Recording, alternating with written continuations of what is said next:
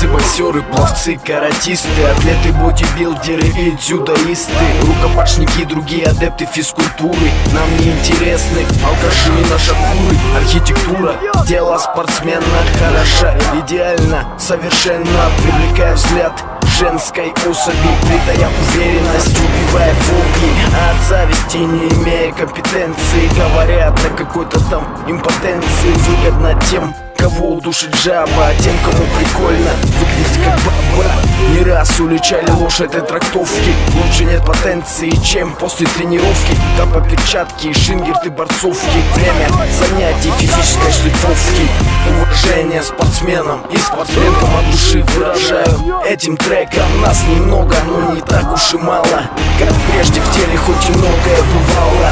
Уважение спортсменам и спортсменкам от души выражаю этим треком. Нас немного, но не так уж и мало, как прежде в теле хоть и многое бывало. Стадион, спортзал, брусья, турники, лучшее лекарство от стресса и тоски. После фреш или вода, девушка или жена, так вот живут кто не слабого звена здоровья. Беречь с молоду, плевать на моду, умирать молодым оставим идиоту. Разных гламурных куриц шеренга, но лучшая девушка это спортсменка. Поразить по скалам или горам, бег по утрам или вечерам.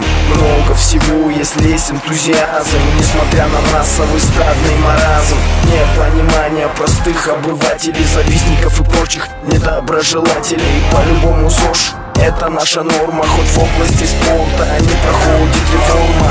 Уважение спортсменам и спортсменкам от души выражаю этим треком. Нас немного, но не так уж и мало, как прежде.